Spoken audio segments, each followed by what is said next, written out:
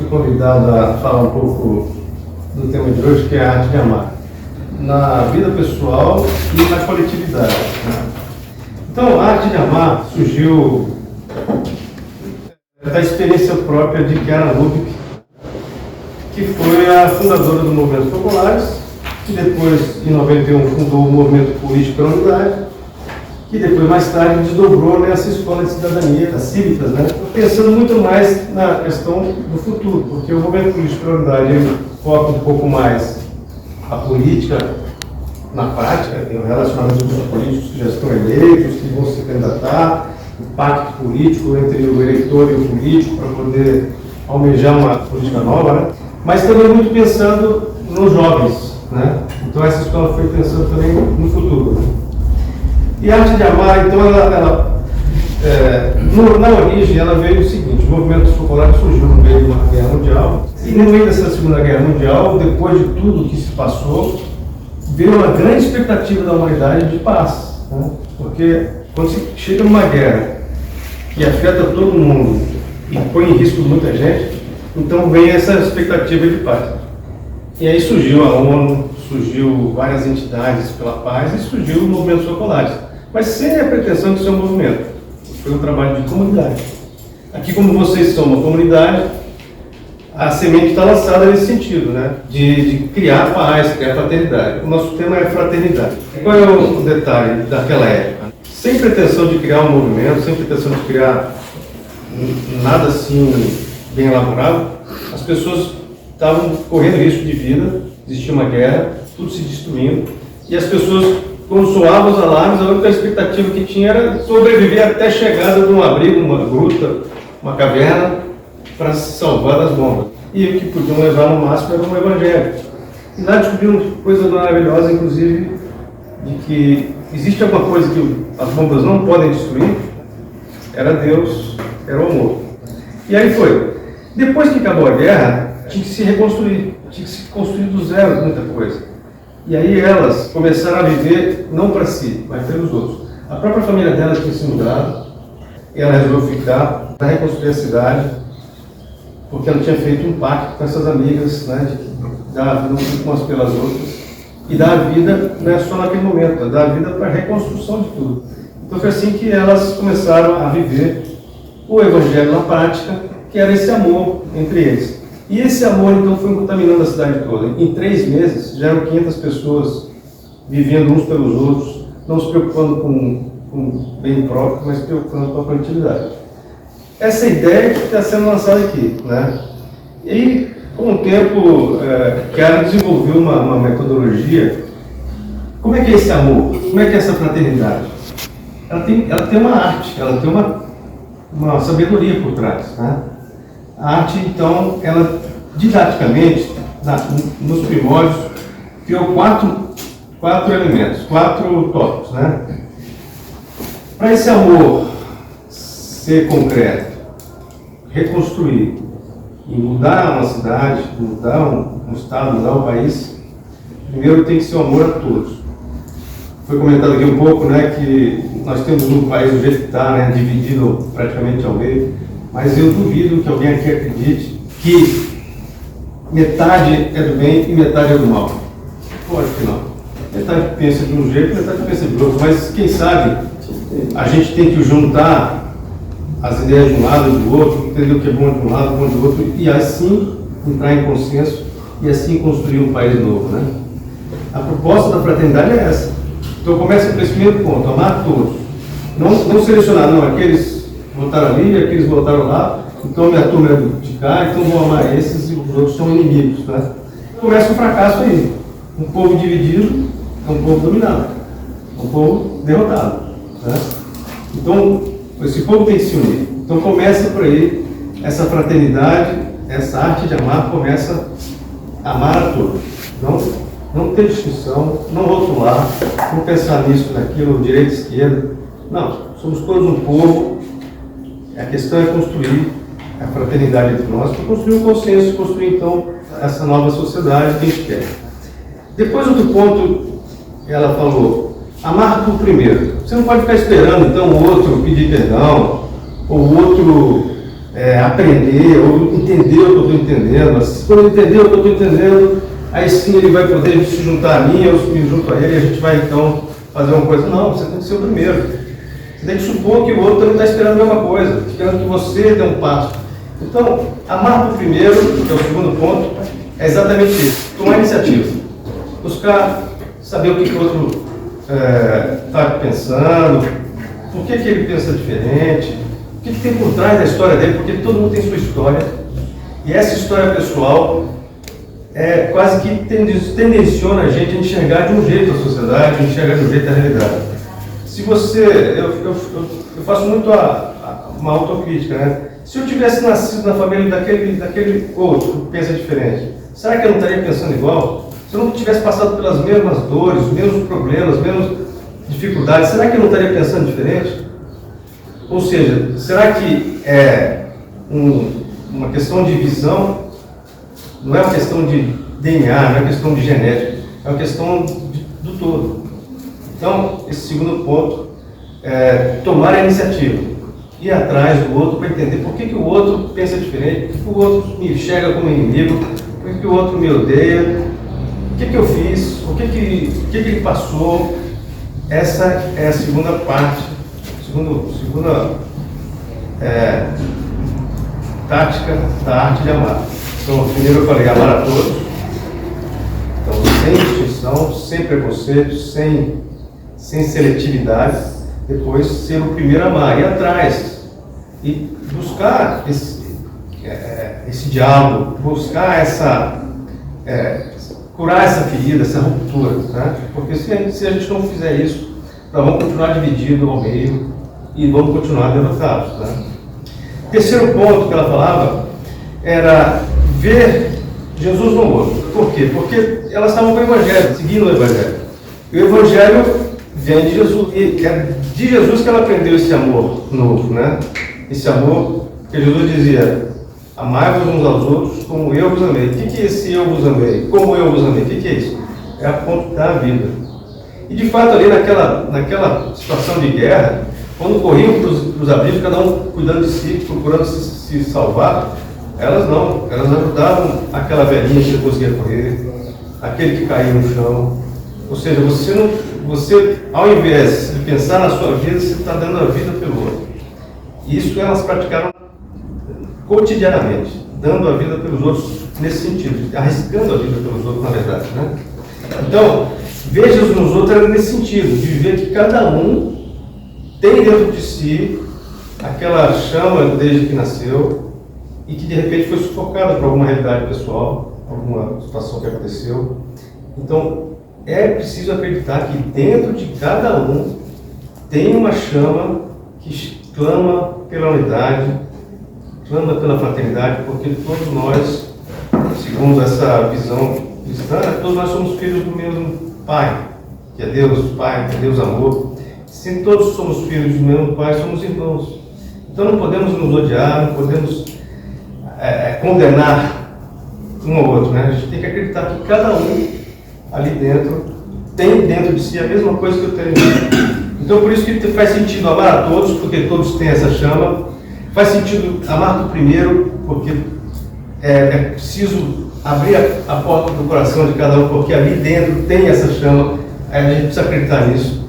E aí por isso que faz sentido então ver Jesus no outro, ou seja, ver eu mesmo no outro. A gente pode, para quem não é cristão, né, a gente pode dar uma outro significado para essa frase, né? Ver eu mesmo dentro do outro. Ali dentro tem uma pessoa que tem um anseio também, né? É lógico que tem pessoas que estão tão presas na sua realidade tão dura e crua, ou foram levados a nunca acreditar no amor, nunca acreditar na fraternidade, nunca acreditar na sociedade, e são pessoas então que agem mal, ele pode dizer, são do mal, né? Então essas pessoas estão muito presas ali dentro, a chama está muito apagada ali dentro. Mas até aquelas eu tenho que acreditar que é possível reacender aquela chama e então reatar e reabrir um diálogo. A gente sabe que na prática muita gente a gente não vai conseguir isso, né? Mas a gente tem que dar essa chance, tem que acreditar. Por isso que a gente tem que amar todos, tem que ter a iniciativa de amar e tem que chegar, então, eu mesmo dentro do outro, Jesus dentro do outro. Né? E a quarta que ela falava, fazer assim. Então, amar a todos, amar o primeiro, ver Jesus no outro e fazer assim. O que é fazer esse um? É eu me considerar um com o outro, ou seja, eu vestir a sandália do outro, vestir o calçado do outro, sentir o que ele está sentindo. Fazer esse um quer dizer o quê? Me colocar na pele do outro. Analisar o que ele sofreu a vida dele toda. Por que ele pensa daquele jeito? Porque, de repente, o pai dele foi assassinado, a polícia que matou o pai dele, então ele criou desde o início uma inimizade com a polícia, então a autoridade para ele é do mal, desde pequeno ele enxergava assim, ele começa a ver todo mundo que está dentro da organização, ele enxerga com todo mundo do mal e ele se torna alguém que vai ser contra isso. No fundo ele está se tornando do mal, né? Mas porque ele desde pequeno entendeu que o inimigo era o outro. Né? Então, sentir a pele do outro, entrar dentro da pele do outro, fazer esse um, é isso. Entender o que se passou.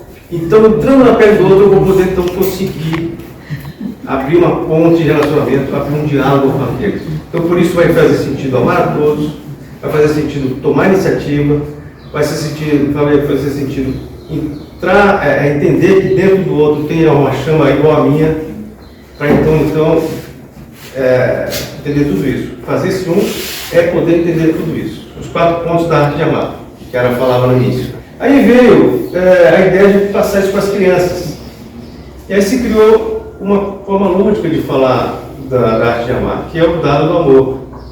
E aí, como o dado tem 6 lados, então Chiara pensou, bom, vamos desdobrar esses 4 pontos em 6.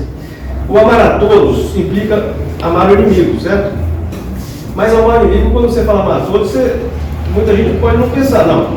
Amar o inimigo também faz parte de todos, né? Então ela criou uma face do dado específico para esse ponto, que é o ponto mais difícil do amar a todos. Amar a todos significa amar o inimigo. É muito difícil isso. Então tem um lado dado especialmente para essa questão do amar o inimigo. Então virou o 5º lado, né? E o 6º é o seguinte, quando você vê que dentro do outro tem a mesma chama que tem dentro de você, né? O outro também, e quando você faz esse passo de entender o outro, de participar do outro, você planta aquela semente que foi falada aqui, né? E o outro começa também a fazer a mesma coisa com você, a te enxergar também como parte dele, a enxergar em você aquela mesma chama que ele reconhece agora dentro dele. E isso então se torna aquele amor que se relaciona, é um amor recíproco. Então, o final de tudo, a gente pode até dizer, o ponto final de toda essa dinâmica da arte de amar é conseguir que o outro também faça a mesma coisa. Então, por isso tem outro dado muito especial para isso, que é o amor recíproco, amarmos uns aos outros. Então, criou-se assim o dado do amor, que foi então ensinado para as crianças do movimento, etc. Agora, essa linguagem é muito cristã, vamos dizer assim, né? Muito cristã. E como a gente vai poder chegar a falar disso para quem não é cristão? Às vezes você dando uma mensagem cristã, bloqueia, porque tem gente, como falei, na história dele, os cristãos, por exemplo, nas cruzadas mataram, assim, 90% da cidade, chega lá na cidade e mata nas cruzadas, por exemplo. A criança que sobreviveu ali vai amar cristão, vai entender que o cristão que Cristo era um profeta, que Cristo era Deus. Ele vai pensar o contrário, que era o contrário disso, né? Então, como a gente vai passar essa ideia para vencer esses obstáculos que a nossa própria história criou, que nós mesmo criamos, esses preconceitos que a gente acabou criando? Então, se criou o dado da paz. É uma versão então, mais eclética, mais universal, que ultrapassa o cristianismo, mas está baseado em tudo que Jesus falou. O dado da paz, que é uma versão do dado do amor, que está baseado naqueles 4 pontos que eu falei no início, e hoje está em várias cidades, vários países, inclusive, nas escolas. Então, o dado da paz está revolucionando a pedagogia e todas as escolas estão adorando essa proposta, porque nós estamos vivendo um clima que tem se acentuado de polarização. A polarização da sociedade gera a divisão, gera enxergar o outro como inimigo, gera um marcha. E a gente tem que vencer essa questão. Se a gente ficar preso na polarização, enxergando que aquela outra metade é do mal e a minha metade é do bem, a gente não vai chegar em lugar nenhum, a gente vai só criar cada vez mais inimizade e a gente não vai vencer o desafio que é avançar na paz, avançar no desenvolvimento, no bem-estar para todo mundo, conseguir emprego, conseguir tudo isso, né? Então, a ideia da Escola de Cidadania aqui era o seguinte: plantar desde o começo essa semente, para começarmos entre nós, né? E essa semente proliferar, né? Então, a minha expectativa é essa. Nós não estamos aqui já para encontrar uma solução, mas o começo da solução é cada um acreditar que começa conosco.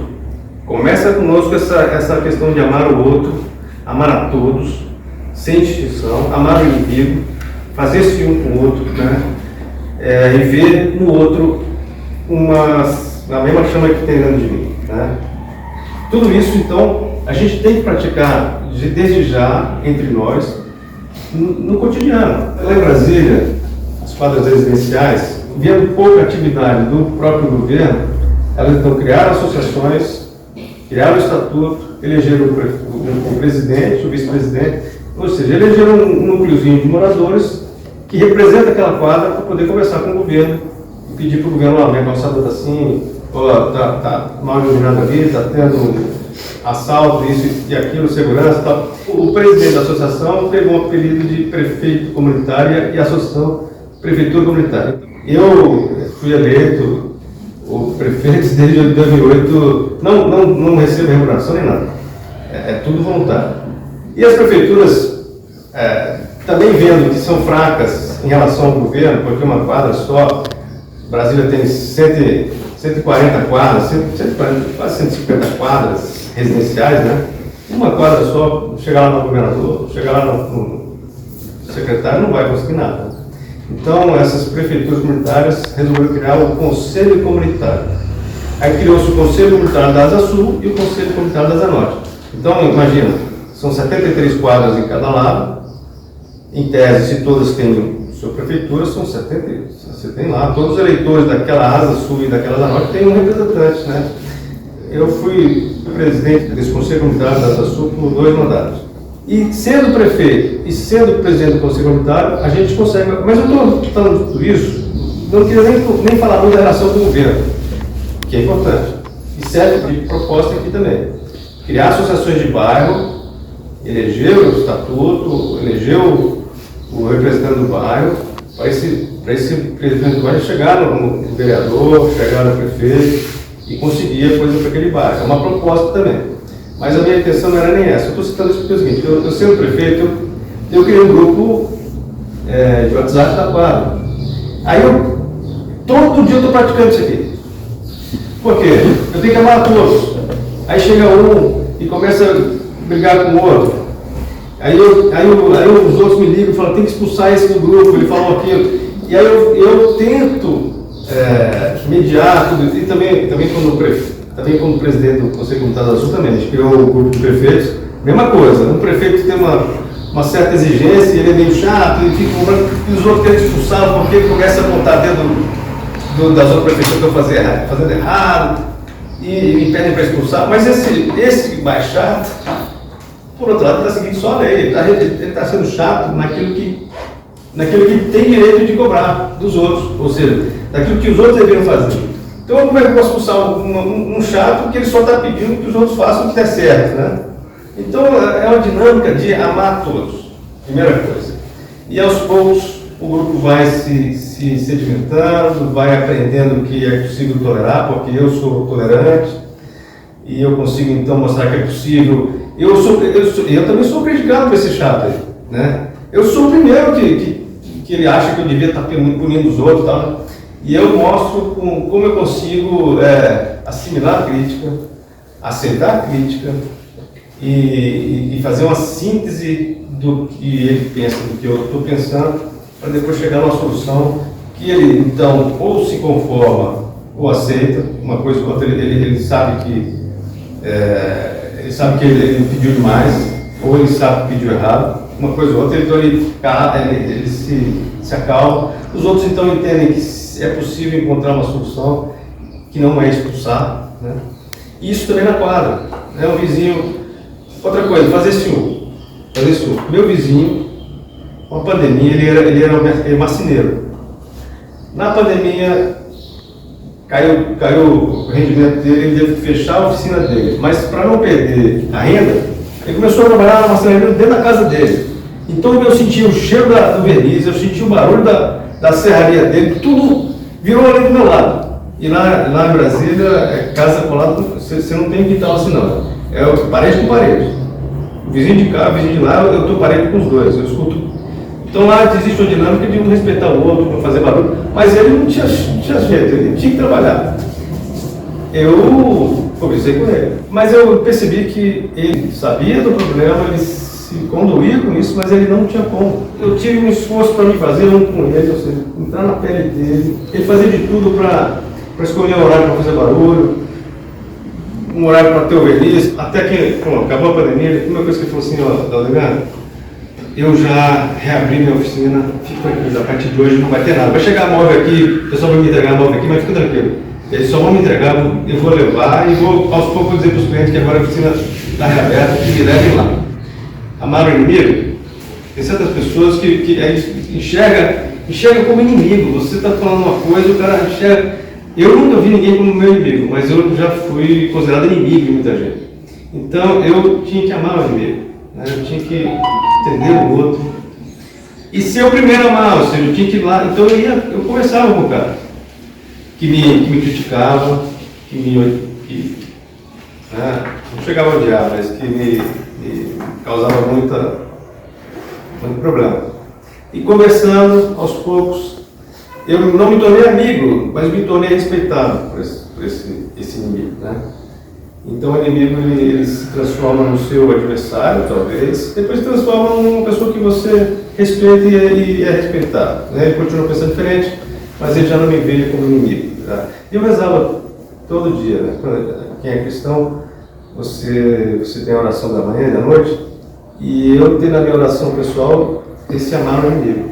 Eu falo, ó, eu rezo por e aqueles que me consideram que agem como inimigo. Eu falo assim, né? Eu não considero inimigo nenhum, mas eu rezo para aqueles que agem como se fossem meus inimigos. Né? Então essa é a arte de amar que a gente pratica na vida pessoal, na vida coletiva dos vizinhos, e unindo-nos, né, a gente pode então praticar essa arte também junto com o poder público, seja legislativo, seja executivo, até no judiciário, né, que a gente tem esse relacionamento. A gente vai no Ministério Público, a gente vai isso, vai aquilo, e a gente está dialogando com a autoridade sempre, né, e a gente tem que chegar na autoridade também, que ela está cumprindo seu papel e tem que ter esse amor em tudo. Né? E essa ação política, pessoal, coletiva, ela contamina então a vida da cidade, ela influencia na vida da cidade, influencia na relação com os três poderes e pode influenciar a própria ação dos três poderes.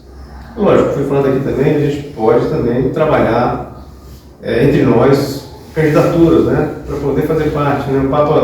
Os papas sempre falaram isso, né? Não é só o Papa Francisco, mas outros também, bispos. O cristão tem que entrar na política. A gente não pode só cobrar dos políticos isso e aquilo. A gente também tem que entrar na política. E a gente tem que saber, então, não ter preconceito para quem toma esse passo, porque é muito difícil um cristão entrar na política. Pessoa de bem, vamos falar assim, vamos ser mais amplo, né? É muito difícil por dois motivos, ou mais, né? Mas dois grandes motivos. Primeiro, é difícil pela sua própria natureza.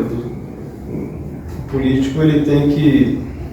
É um sacerdócio, né? Ele vai ter que botar as questões pessoais, as questões familiares em segundo plano, para poder se dedicar a uma questão coletiva da cidade, dura, cheia de inimigos, cheia de ataques, cheia de incompreensões, cheia de fake news, cheia de... Né? Mas outra coisa difícil também é a própria desconfiança dos amigos.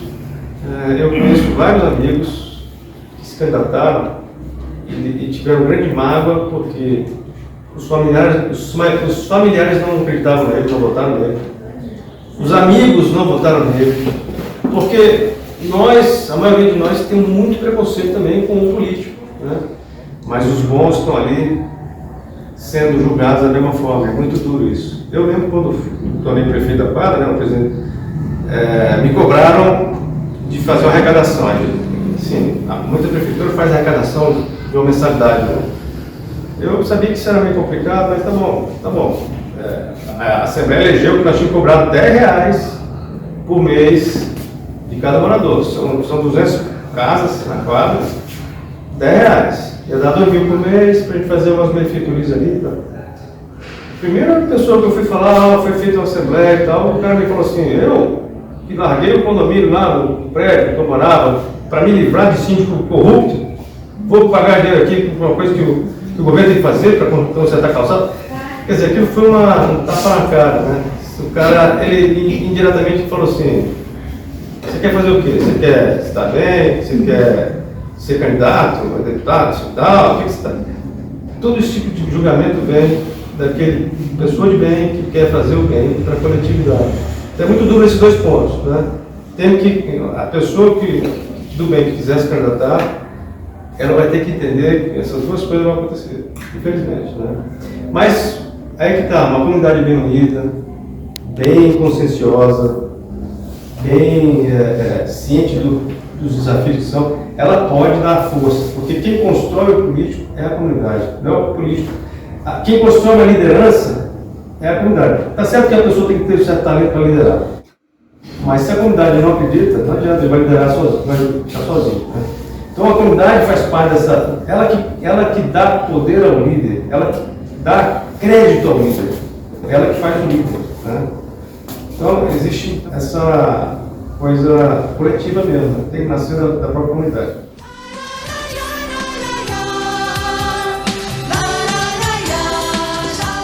A proposta da fraternidade é essa. Nós temos um país do jeito que está, né, dividido praticamente ao meio. Metade pensa de um jeito, metade pensa de outro, mas quem sabe a gente tem que juntar as ideias de um lado e do outro, entender o que é bom de um lado, bom do outro, e assim entrar em consenso e assim construir um país novo, né? Somos todos um povo, a questão é construir a fraternidade entre nós e construir então essa nova sociedade que a gente quer. Siamo piedi della storia e vediamo l'uomo crescere su profonde convinzioni di semplici emozioni. Siamo come umanità.